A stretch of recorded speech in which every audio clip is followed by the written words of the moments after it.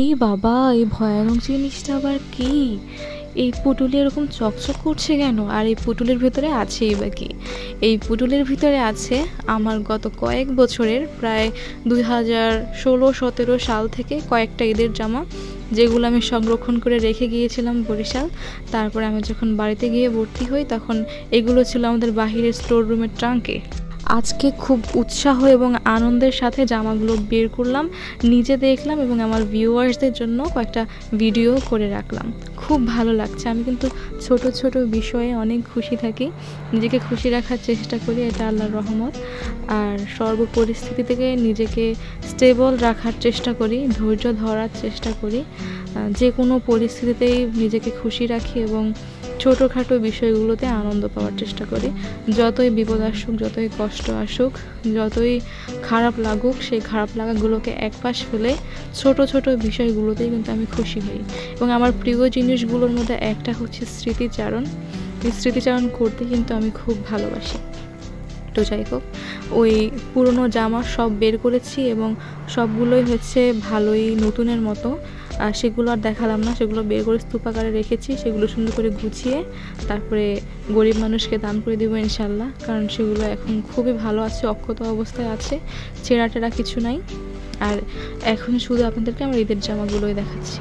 ওই কালোটা হচ্ছে একটা ঈদের জামা, আর এইটা হচ্ছে আর একটা ঈদের জামা। সম্ভবত এটা 2019 সালে কেনা হয়েছিল। আমি আমার আগের কোনো ব্যবহৃত জিনিস অথবা জামা কাপড় দেখলে খুবই স্মৃতিকাতর হয়ে যাই এবং স্মৃতিচারণ করতে আমার খুবই ভালো লাগে। তো এই সবগুলোই জামা এখন শুধুই স্মৃতি, কারণ আমার জীবনে আমি মনে হয় শুধু 2-3টা বিয়েই খেয়েছি। একটা হলো আমার বড় আপুর বিয়ে, একটা হলো আমার মেজো আপুর বিয়ে, আর একটা বিয়ে মানে কোনো দাওয়াতেও যাই নাই, যাওয়ার অনুমতিও পাই নাই, খুব একটা পাইও নাই। যাই হোক, তো আর মামাদের বিয়ে গেছে, অনেক বিয়ে গেছে, চাচাতো বোনদের বিয়ে গেছে, কোথাও যাওয়া হয়নি। ঝালকাঠিতে থাকার সুবাদে, অনেক দূরে থাকার সুবাদে কোনো বিয়েই হচ্ছে খেতে পারেনি। তো এটাই হচ্ছে আমার আরেকটা ঈদের, মানে এই ঈদের ড্রেসটা। এটা সবগুলোই আমার পছন্দে কেনা এবং সবগুলো হচ্ছে রোজার ঈদের ড্রেস। এবং রোজার ঈদে আমি একটু চেষ্টা করতাম একটু জর্জেট টাইপের ড্রেস কিনতে, আর সেগুলো কিনে কোনো লাভ হয় নাই আসলে। এগুলো সবসময় একদিনের মেহমান হিসেবেই ছিল। এই প্রত্যেকটা ড্রেস যেগুলো আপনারা দেখছেন সবগুলো হচ্ছে একদিন করে পরা হয়েছে, একদিনের বেশি এগুলো কোনোটিই পরা হয় নাই। এবং প্রত্যেকটা ড্রেস কিন্তু তখনকার সময়ে ট্রেন্ডিংয়ে ছিল আর কি। এবং এই সবগুলো গাউন এবং এগুলোর ঘের কিন্তু অনেক বেশি, দেখতেও সুন্দর। হয়তো আমার ক্যামেরাতে অনেক সুন্দর লাগছে না, কিন্তু প্রত্যেকটা গাউনই সুন্দর এবং অনেক ঘের সম্পন্ন, যেটা আপনারা দেখতেই পাচ্ছেন। লাখ লাখ টাকা খরচ করে কেনা এই জামাগুলো এখন শুধুমাত্রই একটা বোঝা। কেন বলছি? এই জামাগুলো আমি পরবো, কিন্তু এখন কি এগুলো আমার গায়ে স্যুট হবে? এগুলোকে আমার গায়ে স্যুট হওয়ার মতো? এগুলো তো ছোটো সাইজের এবং হাতাগুলোও চিকন চিকন। আরেকটা কথা হচ্ছে, এই জামাগুলো আমি কোথায় পরবো? এগুলো তো এখন তেমন একটা বিয়ের বা আমাদের আত্মীয়স্বজন সবারই তো অনুষ্ঠান হয়ে গেছে প্রায়, এখন আমি কোথায় পরবো? আবার দূরে থাকার কারণে আমি কোথাও যেতেও পারি না, যে কারণে মানে এই ড্রেসগুলো এখন অকেজোর মতো হয়ে গেছে। এবং এই প্রত্যেকটা ড্রেস নতুন, প্রত্যেকটা ড্রেস একদিন করে পরা হয়েছে, একদিনের বেশি কোনোটাই পরা হয় নাই, কারণ কোনো অকেশন নেই, কোনো কিছু নেই। এবং থাকলেও যেতে দেওয়া হয় না পরিবার থেকে, অবশ্যই খুব স্ট্রিক্ট, খুবই কড়া। তো যে কারণে কোথাও যেতে দেওয়া হয় না। আর এগুলো পরে তো নয়, হয়তো বোরকা পরে যেতে পারি। তো যেই কারণে এই লাখ লাখ টাকার ড্রেসগুলো এখন মানে এগুলো কি এভাবে ঘরের মধ্যে লাগেজের মধ্যে থেকে থেকে নষ্ট হয়ে যাবে? এগুলোকে ট্রাঙ্কে থেকে থেকে নষ্ট হয়ে যাবে? এগুলো কি নাকি আমি কাউকে দান করব? কিন্তু কাকে দান করব, কিভাবে করব, কার গায়ে লাগবে? বা কেউ কি আসবে আমার কাছে? আমার আম্মুর কাছে একজন আসে, ময়নার মা, উনি তো অনেক বয়স্ক, তো উনি এগুলো নিবে কেন? উনি নিবে এগুলো? তো এগুলো চিন্তা করতে করতে আসলে ভাবছি, এই যে এত টাকা দিয়ে ড্রেসগুলো কিনে আসলে কী লাভ করলাম? তেমন কোনো অকেশনেও যাওয়ার অনুমতি নাই, কোথাও যেতেও পারে না। বা পরিও না, এবং জর্জেট দিয়ে কেনার কারণে কিন্তু এগুলো একদমই অবহেলিত। সুতি দিয়ে কিনতে এগুলো আমি করতেও পারতাম। যতগুলো ঈদের জামা কিনেছি আমার মনে হয় এটাই আমার সবচেয়ে ফেভারিট, কারণ এটার মধ্যে কাজ অনেক কম ছিল, এবং যে উপরে বুকের দিকে একটু কাজ আছে, নিচের দিকে কোনো কাজ নাই, কিন্তু এই যে এখানে যে মেটেরিয়ালটা আছে এটা খুবই নরম, সফট এবং খুবই পাতলা, আর এটা বিশাল একটা ঘেরের জামা, এখানে মেলে আমি দেখাতে পারছি না। আমার মনে হয় এই জামাটার মধ্যে সবথেকে বেশি ঘের, অন্যগুলোর মধ্যেও ঘের আছে। তো যাই হোক, এটা হচ্ছে আর একটা ভিতরে সিল্ক, আর বাহিরে হচ্ছে এরকম একটা গর্জিয়াস ডিজাইন, যে কোনো ওয়েডিংয়ে এটা পরা যেতেই পারে। এটা বাস্তবে একদম গোল্ডেন কালার, কিন্তু এখানে কেমন একটা দেখাচ্ছে, আমার মোবাইলের ক্যামেরা ভালো না, আম্মুটা দিয়ে করলে মনে হয় ভালো হতো। এই হচ্ছে অবস্থা। তো প্রত্যেকটা ড্রেস কিন্তু অনেক দামি, কত সেটা আমি আর বলতে চাচ্ছি না। আর আমরা সবসময় শোরুম থেকেই কিনি, যে কারণে দামটাও অনেক বেশি পড়ে এগুলো। তো এখন আমি এগুলো কী করবো? আমাকে সেল করে দিব? কোথায় সেল করব, কার কাছে করব, কিভাবে করব, সেটাও আমার জানা নেই। এই জামাগুলোর ভবিষ্যৎ কি? এত টাকার কেনা জামাগুলো কি শুধু একদিনের জন্যই পরা হবে? এগুলো কি আর পরা হবে না? তো যাই হোক, একদিনের জন্যই পড়া হয়েছিল, তারপরে এখন শুধু দেখা হচ্ছে।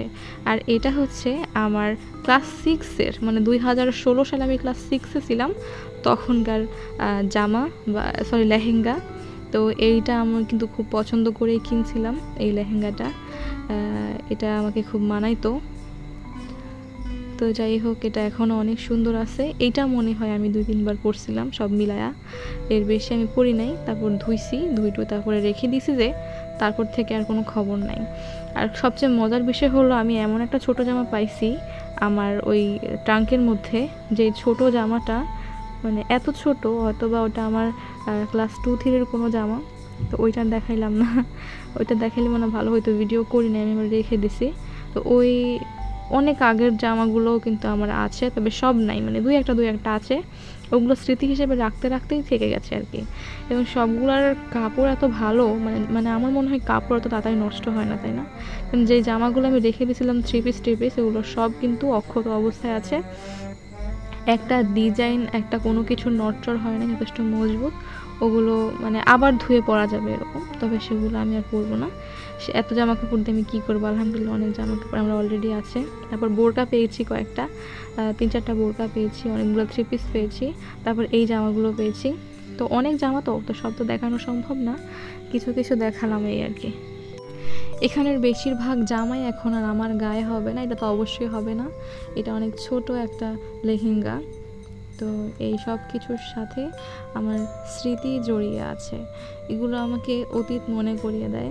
আমি স্মৃতি চারণ করতে খুব ভালোবাসি, তবে অতীতের যে নেগেটিভ দিকগুলো আছে প্রত্যেকের জীবনেই থাকে ছোটোখাটো, সেগুলো আমি ভুলে গিয়েছি আলহামদুলিল্লাহ। আমি অতীতের নেগেটিভ দিকগুলো মনে রাখি না, পজিটিভ দিকগুলোই মনে রাখি। আমার ছোটোবেলার যে ছবিগুলো আছে, তারপর আমার ছোটোবেলার যে মানে বেতন কার্ড, আমাদের সরকার মানে আমাদের ঝালকাঠির যে বালিকা উচ্চ বিদ্যালয়ে আমি পড়তাম, ওখানকার বেতন কার্ড, রেজাল্ট কার্ড, প্রাইমারির 2 থেকে 5 পর্যন্ত আমার রোল 1 ছিল। আবার আমাদের এই বরিশাল বোর্ডে কয়েকবারই উচ্চস্থানীয় পর্যায়ে রেজাল্ট করেছে আমাদের এই হরচন্দ্র বালিকা উচ্চ বিদ্যালয় ঝালকাঠি। ওখানে আমি ক্লাস 9-এ রোল ছিল আমার 4, আর ক্লাস 10-এ আমার রোল ছিল 1। তো ওইখানেও আমি ভালো রেজাল্ট করি। তারপরে আমার কলেজে ইন্টারে ফার্স্ট ইয়ার এবং সেকেন্ড ইয়ারে উভয় জায়গায় আমার রোল 1 ছিল। তারপর এখন আমি ভর্তি পরীক্ষা দিছি, যদিও এখন একটু পিছিয়ে পড়তেছি। যাই হোক, অনেক তো করলাম গল্প, আর অনেক দেখালাম জামা। এগুলো এখন সুন্দর করে গুছিয়ে নিয়েছি মোটামুটি। এগুলো এখন আবার প্যাকেট করে চলে যাবে আবার ট্রাঙ্কে, এখন ঘরেরটা রাখবো একটু মান সম্মান দিয়ে। তো এগুলো দেখার জন্যই নামানো, এগুলো পড়াও হবে না, আর এগুলো কিছু করাও হবে না, হয়তো দানও করে দিতে পারি পর্যাপ্ত, মানে যে পড়তে পারবে আসলেই, মানে এমন না যে কেউ নিয়ে রেখে দিবে, যাকে দিব তাই তো সেই তো নিয়ে যাবে, কিন্তু এমন কাউকে দিতে চাই যে যার আসলেই প্রয়োজন। তো যাই হোক, এগুলোকে গুছিয়ে টুছিয়ে এখন আবার রেখে দিচ্ছি। সবাই ভালো থাকবেন, আমার জন্য দোয়া করবেন, এবং সব কিছুর জন্যই দোয়া করবেন। শুধু মনকে একটা কথাই বলতে চাই, এই হারই হার নয়, সামনের দিন আছে ইনশাল্লাহ।